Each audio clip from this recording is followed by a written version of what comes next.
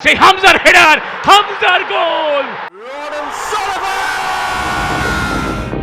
বাংলাদেশ ফুটবলের জন্য এই যেন এক নতুন দিগন্তের সূচনা।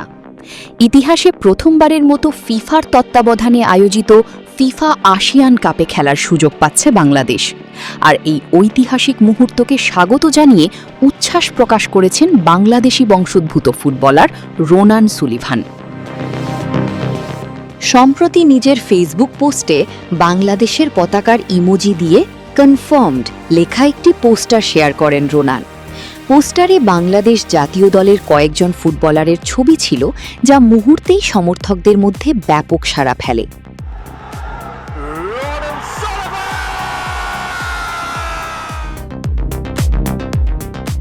ফিফা আসিয়ান কাপ 2026 হবে এই প্রতিযোগিতার প্রথম আসর।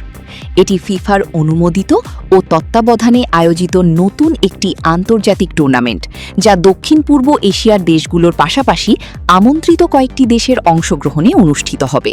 বাংলাদেশও সেই তালিকায় জায়গা করে নিয়েছে, যা দেশের ফুটবলের জন্য একটি গুরুত্বপূর্ণ মাইল ফলক হিসেবে দেখা হচ্ছে। এই আসরে বাংলাদেশের সম্ভাব্য প্রতিপক্ষদের মধ্যে রয়েছে শক্তিশালী ফুটবল দেশগুলো: Thailand, Vietnam, Indonesia, Malaysia, Philippines, Singapore, Myanmar, Cambodia, Laos, Brunei ও তিমুর লেস্তে। টুর্নামেন্টের নকআউট ফরম্যাটে ম্যাচগুলো অনুষ্ঠিত হওয়ার কথা রয়েছে সেপ্টেম্বর-অক্টোবরে। বাংলাদেশের জার্সিতে ইতোমধ্যেই নিজের প্রতিভার ছাপ রেখেছেন রোনান সুলিভান।